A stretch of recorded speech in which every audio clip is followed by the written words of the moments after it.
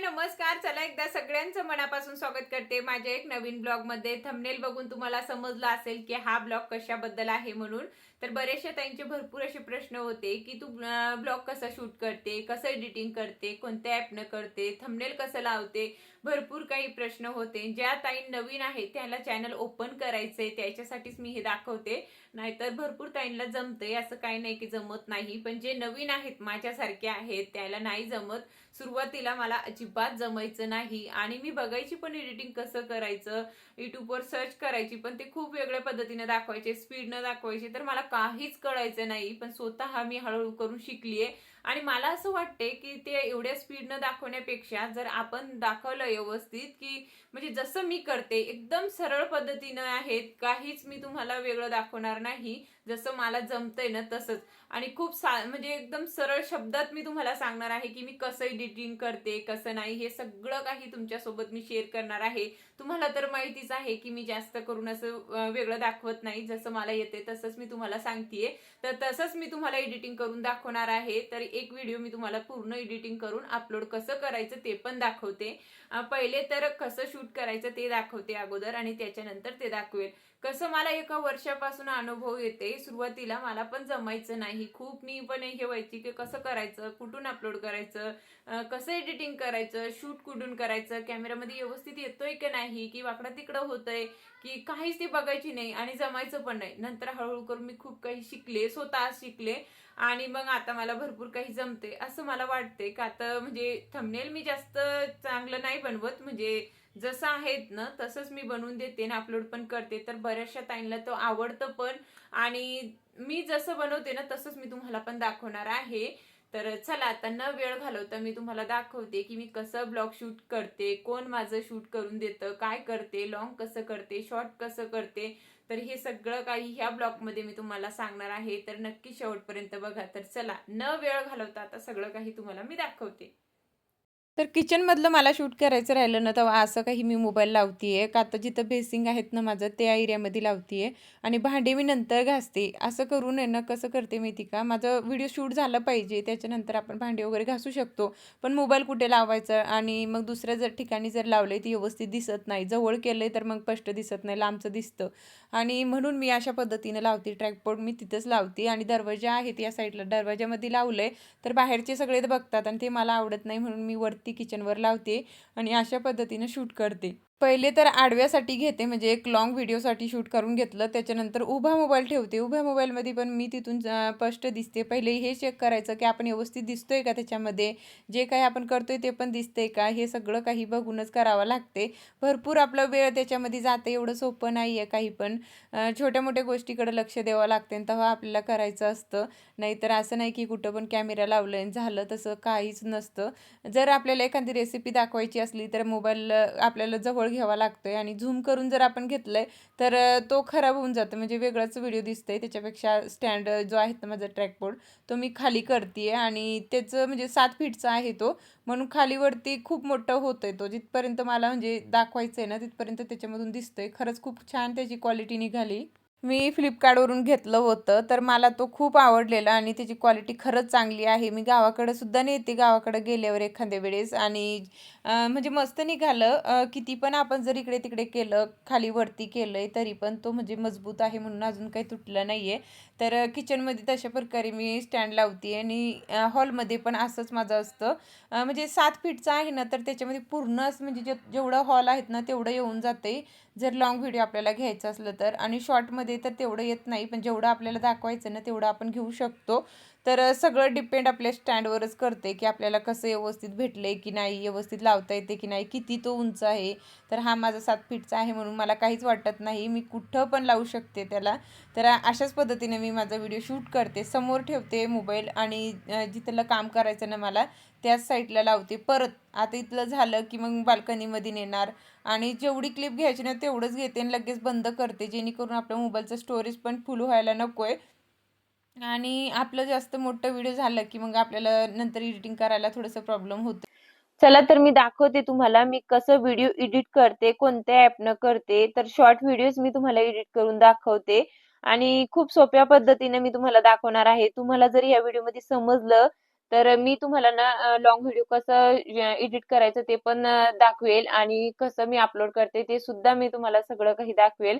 पण आता सध्या मी तुम्हाला शॉर्ट व्हिडिओ एडिट करून दाखवते. तर मी माझ्या मोबाईलमध्ये इन शॉर्ट ॲप घेतलेला आहे आणि ह्या ॲपनं खूप सोप्या पद्धतीनं आपल्याला आहे ना म्हणजे एडिट करता येते. जास्त म्हणजे आपल्याला जास्त हार्ड जात नाही एवढंच मी तुम्हाला सांगू शकते. का आता मला पण सुरुवातीला म्हणजे जमायचं नाही, कसं करायचं, कोणत्या ॲपनं करायचं असंच मला प्रश्न पडायचं. पण खरंच खूप सोपं आहे. मी तुम्हाला दाखवते पुढे.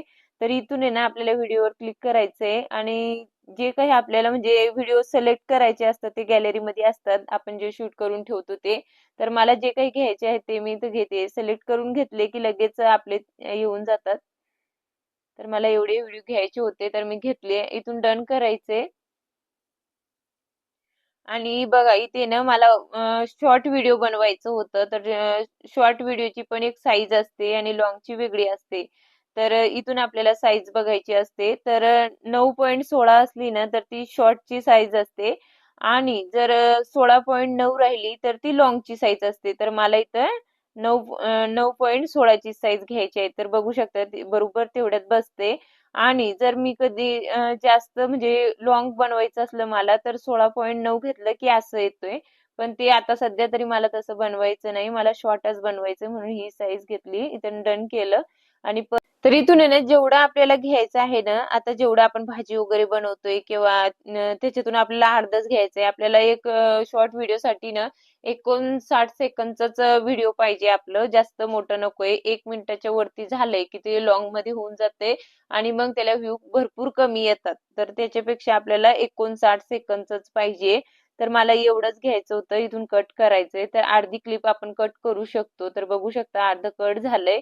आणि पुढचं आपण सेम असंच करायचं म्हणजे जे क्लिप आपल्याला घ्यायची आहे तीच व्यवस्थित बघून घ्यायचं की कुठलं आपल्याला घ्यायचं. आता इथे मी कपडे धुते वरती तर ती क्लिप मला घ्यायची होती. पण हे 1 मिनिटाच्या वरती आहे. तर याच्यामधून आहे ना जे महत्वाचं वाटतंय ना मला की म्हणजे हे आपण घेऊ शकतो. याच्यामध्ये आपण व्यवस्थित दिसतोय. व्यवस्थित म्हणजे जे काही कपडे आपण वाळू घालतोय ते पण दिसतंय तेवढंच घ्यायचं. बाकीचं पूर्ण कट करायचं. आता मला इतकंच घ्यायचंय तर हे मी कट केलंय. इथून आपण जर डन केलंय आणि इथून डिलीट केलं की लगेच डिलीट होऊन जाते. तर अशाच पद्धतीने जे काही क्लिप आहेत ना ते फक्त आपल्याला आहे ना जे लागतं ना तेच घ्यायचं. जिथपर्यंत घेऊ शकतो आपण तिथपर्यंत आणि बाकीचं जे आहे एक्स्ट्राचं ते कट करत चालायचं. तर इथून ऑप्शन असते तर आपण इथून कट करू शकतो. आणि जे लागतंय ना तेच घ्यायचं. बाकीचं आपण नाही घेतलं तरी चालतंय. पण 59 सेकंदचाच आपला शॉर्ट व्हिडिओ पाहिजे. तेव्हाच तो व्हायरल जातोय. आणि जर तो वरती झाला 1 मिनिटाचा तर कधीच व्हायरल जात नाही. त्याच्या खालीच आपल्याला पाहिजे असतं. तर मला जे क्लिप घ्यायची ना ती मी घेते इथून. तर इथून आहे ना आपण व्हिडिओची स्पीड सुद्धा वाढवू शकतो. तर इथून दाखवते मी तुम्हाला. 2 वर सॉरी 1 वरच आहे. तर इथून 2 वर केले तर भरपूर स्पीड वाढून जाते. बघू शकता. थोडंसं लोड होते. तर आपण जेवढं स्पीड वाढवणार तेवढं वाढवता येते आपल्याला आणि जर आपल्याला नॉर्मलच असं ठेवायचं तरी आपण तसं ठेवू शकतो. पण जर जास्त मोठा व्हिडिओ होत असेल, पूर्ण क्लिप आपल्याला घ्यायची तर आपण स्पीड वाढवू शकतो. तर झालं इथे मी तुम्हाला ते दाखवलं. त्याच्यानंतर आहे ना आपल्याला जर जे बॅकग्राऊंड आवाज असतोय ना ते बंद करायचं असतं. खूप जास्त म्हणजे आवाज असते ते व्हिडिओमध्ये आलं की ते चांगलं म्हणजे वाटत नाही. तर इथून काय करायचं हे बघा इथं ऑप्शन आहे. तर याच्यावर क्लिक केलं की जेवढे आपण क्लिप घेतलेले त्यांचा पूर्ण आवाज बंद होऊन जाते आणि एकच व्हिडिओ म्हणजे एकच क्लिपची तुम्हाला जर आवाज बंद करायचा असेल तर इथून पण बंद करू शकतो. तर बघू शकता इथून वाढू पण शकतो आणि डायरेक्ट बंद पण करू शकतो.